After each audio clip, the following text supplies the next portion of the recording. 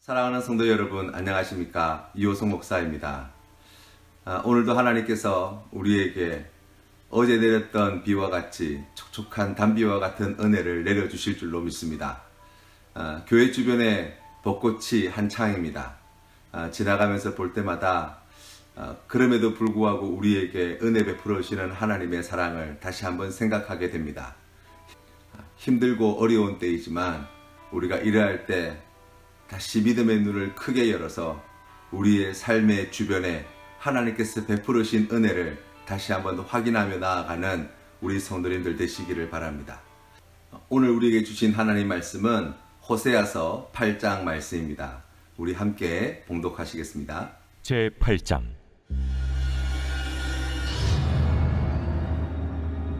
나팔을 내 입에 댈지어다. 원수가 독수리처럼 여호와의 집에 덮치리니 이는 그들이 내 언약을 어기며 내 율법을 범함이로다. 그들이 장차 내게 부르짖기를 나의 하나님이여 우리 이스라엘이 주를 아나이다 하리라. 이스라엘이 이미 선을 버렸으니 원수가 그를 따를 것이라. 그들이 왕들을 세웠으나 내게서 난 것이 아니며 그들이 지도자를 세웠으나 내가 모르는 바이며 그들이 또 그 은금으로 자기를 위하여 우상을 만들었나니 결국은 파괴되고 말리라. 사마리아여 내 송아지는 버려졌느니라.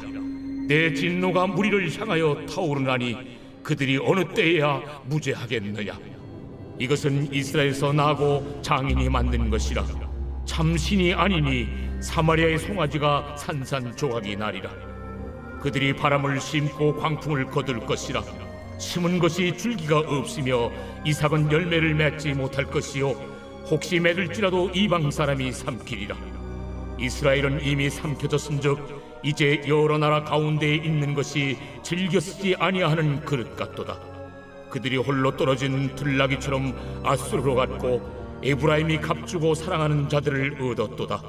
그들이 여러 나라에게 값을 주었을지라도 이제 내가 그들을 모으리니 그들은 지도자의 임금이 지워준 짐으로 말미암아 쇠하기 시작하리라. 에브라임은 죄를 위하여 제단을 많이 만들더니 그 제단이 그에게 범죄하게 하는 것이 되었도다. 내가 그를 위하여 내 율법을 만 가지로 기록하였으나 그들은 이상한 것으로 여기도다. 그들이 내게 고기를 제물로 드리고 먹을지라도 여호와는 그것을 기뻐하지 아니하고 이제 그들의 죄악을 기억하여 그 죄를 벌하리니 그들은 애굽으로 다시 가리라. 이스라엘은 자기를 지으신 이를 잊어버리고 왕궁들을 세웠으며 유다는 견고한 성읍을 많이 쌓았으나 내가 그 성읍들에 불을 보내어 그 성들을 삼키게 하리라. 오늘 우리가 함께 살펴볼 호세아서 8장 말씀은 북이스라엘 백성들에게 주시는 경고의 말씀입니다. 1절 말씀에 이렇게 시작합니다. 나팔을 내 입에 댈지어다. 원수가 독수리처럼 여호와의 집에 덮치리니 이는 그들이 내 언약을 어기며 내 율법을 범함이로다. 아멘. 이 나팔이라고 하는 것은 전쟁 때 군사들에게 신호를 알리는 그러한 수단이 될 수 있지요. 곧 원수들이 북이스라엘 땅에 밀어닥치게 될 것인데 그때 하나님께서 이스라엘 백성들에게 그와 같은 날들이 곧 닥치게 될 것에 대한 경고의 말씀을 오늘 이 호세아 선지자를 통하여 전해주고 있습니다. 특별히 말씀에 보면 그들이 내 언약을 어기며 내 율법을 범함이로다 라고 나와 있는데요. 이 말씀의 의미는 소극적인 의미와 적극적인 의미를 다 포함하는 말씀입니다. 하나님의 언약과 율법의 말씀을 아예 무시해버리고 지나가버리거나 아니면 그 말씀에 반하여서 반역하고 또 그 말씀에 반란을 일으켰던 이스라엘 백성들의 삶의 자리에 대하여 말씀하고 있는 거예요. 2절과 3절 말씀을 우리가 살펴보면 그들이 장차 내게 부르짖기를 나의 하나님이여 우리 이스라엘이 주를 아나이다 하리라. 이스라엘이 이미 선을 버렸으니 원수가 그를 따를 것이라. 아멘. 북이스라엘은 우리가 상상해오던 것과는 달리 하나님 앞에 나와 예배드리고 제사드리고 예물드리고 기도하는 삶을 살았다는 것을 알 수 있습니다. 그들의 고백을 살펴보면 나의 하나님이여 우리 이스라엘이 주를 아나이다 라고 고백하는 이 내용에는 그들이 이전에 하나님 앞에 제사도 빠짐없이 드리고 또 예물도 빠짐없이 바치고 절기도 빠짐없이 지켜왔습니다. 라고 하는 내용을 담고 있는 고백이에요. 아울러서 이스라엘 백성들은 우리가 하나님을 잘 압니다. 하나님은 전능하신 분이시고 자비하신 분이시고 이 우주 만물을 창조하신 분이시고 또 우리 하나님이 우리를 애굽 땅에서 이끌어내셨고 우리 하나님께서 이 나라 이 백성을 사랑하신다는 것을 우리가 잘 압니다. 라고 고백하고 있는 거예요. 11절 말씀에 보시면 에브라임은 죄를 위하여 제단을 많이 만들더니 그 제단이 그에게 범죄하게 하는 것이 되었도다. 내가 그를 위하여 내 율법을 만가지로 기록하였으나 그들은 이상한 것으로 여기도다. 그들이 내게 고기를 제물로 드리고 먹을지라도 여호와는 그것을 기뻐하지 아니하고 이제 그들의 죄악을 기억하여 그 죄를 벌하리니 그들은 애굽으로 다시 가리라. 아멘. 이스라엘 백성들이 만들었던 이 많은 제단과 드렸던 이 많은 제물들은 그들이 자신의 삶의 자리에 돌아가서 주님의 말씀대로 순종하지 않을 때 원수들의 침략을 막지 못했습니다. 이 말씀을 우리의 삶의 자리로 가져와서 살펴보면 예수님을 내가 믿습니다. 또 예수님께서 나를 위해 십자가에 달려 죽으신 걸 압니다.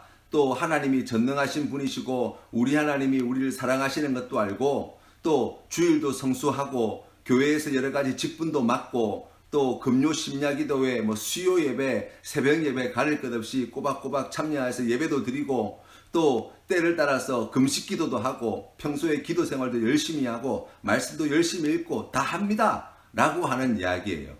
그런데 그 뒤에 나와 있는 이 3절 말씀의 내용을 보세요. 이스라엘 백성들은 하나님 앞에 그와 같은 믿음의 고백을 드리고 있지만 하나님께서는 뭐라고 말씀하십니까? 이스라엘이 이미 선을 버렸으니 라고 말씀하고 있는 거예요. 여기에 나와 있는 이 선을 버렸다는 이야기는 매우 심한 악취가 나는 것들을 우리가 멀리 내던졌다라는 뜻을 가지고 있는 말이에요. 이 선한 것은 어떤 것입니까? 이 말씀의 이 단어의 의미를 생각해 보면 그와 같이 도덕적이고 윤리적으로 옳은 것이라고 하는 뜻과 함께 이익을 가져다 주는 것, 번영을 가져다 주는 것, 나에게 좋은 것, 이러한 의미들도 함께 가지고 있어요. 그것이 선한 것입니다. 여러분 그렇게 생각해 보면 어떤 것이 우리에게 그처럼 좋은 것이 되는가, 옳은 것이 되는가 라고 생각할 때 많은 사람들은 자기 자신을 기준으로 삼아서 이 옳고 그른 것을 또 나에게 좋고 나쁜 것을 판단하는 경우들이 종종 있죠. 그래서 내가 볼 때 내 생각에 좋은 것, 내 생각에 옳은 것, 내 생각에 나에게 유익이 되는 것을 사람들은 선한 것이라고 생각하고 그렇지 못한 것은 마치 심한 악취가 나는 어떤 것처럼 멀리 하려고 하는 그러한 우리의 연약한 모습들을 보게 되는 거예요. 뿐만 아니라 어떤 분들은 자기 자신이 아니라 세상이 옳다고 하는 이야기, 세상이 우리에게 유익을 가져다 준다고 하는 그러한 이야기에 민감하게 귀를 기울이고 그것을 선택하고 그것을 옳은 줄 착각하고 살아가는 사람들이 얼마나 많은지 몰라요. 그러나 정말 우리에게 좋은 것, 정말 우리에게 옳은 것은 그리고 정말 우리에게 유익을 가져다 주는 것은 나에게서도 아니고 세상에서도 아니고 바로 하나님에게서임을 우리가 늘 명심해야 합니다. 특별히 성경 말씀은 도덕과 윤리를 초월하는 하나님의 옳으심, 하나님의 의로우심을 우리에게 말씀합니다. 또 하나님께서 우리에게 주시고자 하시는 좋은 것, 그러니까 생명, 영원한 생명과 같은 아름다운 천국과 같은 그리고 하나님께 주시는 기쁨과 평화와 평안과 같은 그리고 자유와 같은 것들을 성경은 우리에게 말씀하고 있어요. 뿐만 아니라 하나님 자신을 우리에게 주셨다고 성경은 우리에게 전해줍니다. 그렇기 때문에 우리에게 최선의 것, 우리에게 가장 좋고 우리에게 가장 유익한 것은 바로 하나님의 뜻이며 그 하나님의 말씀이야말로 우리에게 최고의 가치를 가져다 주는 선한 것이라고 우리가 말씀할 수 있어요. 우리 부모님들이 자녀가 공부하지 않으면 그런 말씀들을 종종 하죠. 야, 이거 내 좋으라고 너 공부하라는 거냐? 너 좋으라고 하지 않냐? 공부 열심히 해라고 그렇게 다그치실 때가 있죠. 그렇게 좋은 공부도 우리에게 해가 될 때가 있습니다. 그런데 하나님의 말씀은 그렇지 않습니다. 하나님이 우리에게 말씀을 주신 것은 하나님 자신의 이익과 유익을 위해서 주신 것이 아니에요. 하나님 스스로에게 좀 더 보탬이 되려고 우리에게 그와 같은 말씀을 지키라고 명령하신 분이 아니십니다. 하나님이 우리에게 말씀을 주신 것은 우리에게 세상이 줄 수 없는 더 귀하고 아름답고 영원한 것을 주시기 위함이에요. 우리를 하나님께서는 세상의 그 누구보다 사랑하시기 때문에 주신 것이 말씀이에요.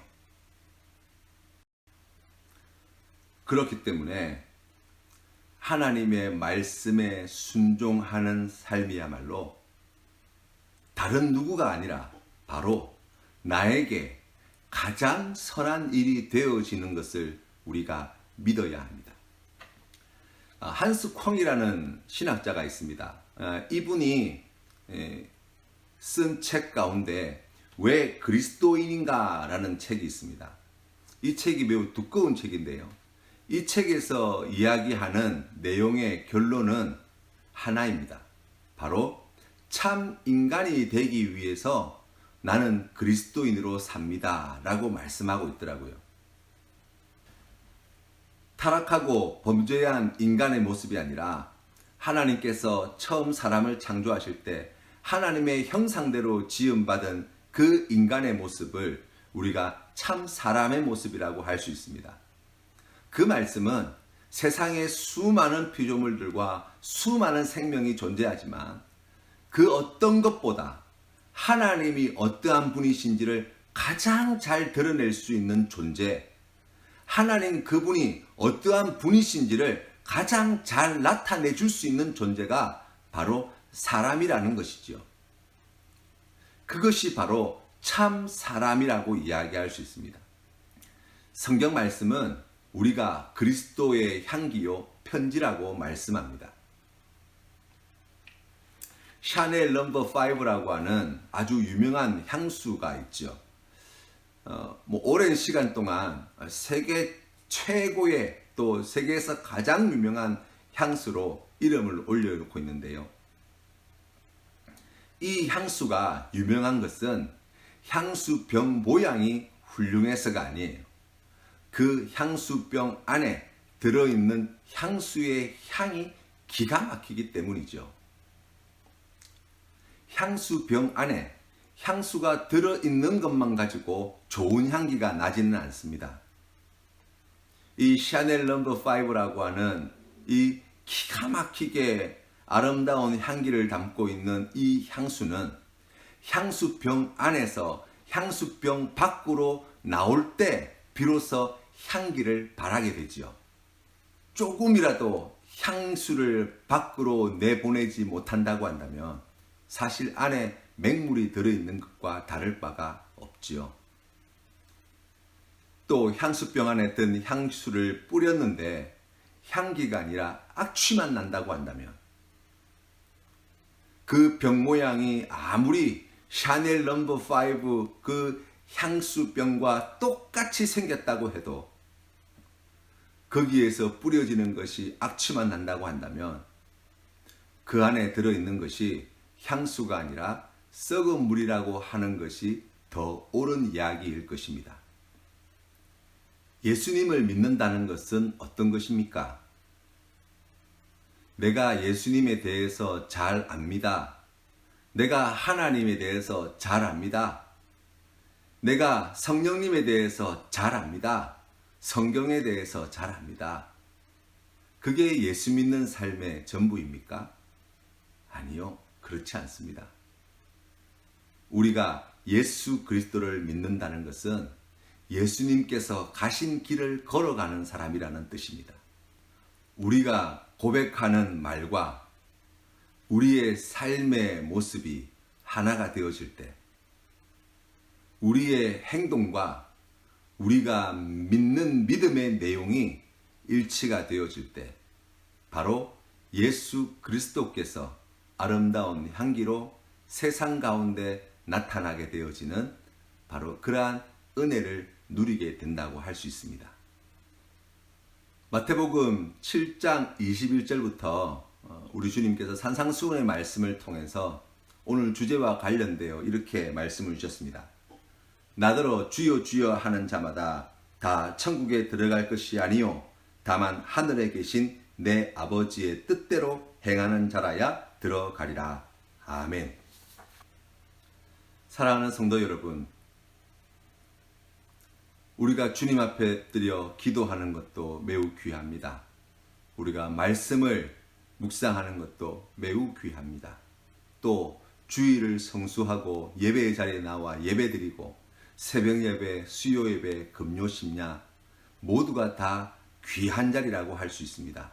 그런데 그것이 정말 귀한 것이 되는 비결은 바로 우리가 살아가는 일상의 삶의 자리, 내가 있는 그곳에서 그와 같은 믿음을 가진 자로서 믿음에 합당한, 말씀에 합당한 그러한 선한 일을 행하며 살게 되어질 때 하나님께서 우리의 예배를 기쁘게 받으시고 우리의 찬양을 기쁘게 받으시고 세상 많은 사람들이 우리를 통하여서 예수 그리스도의 이름을 아름다운 이름으로, 구원의 이름으로 듣게 될 것이라는 말씀입니다.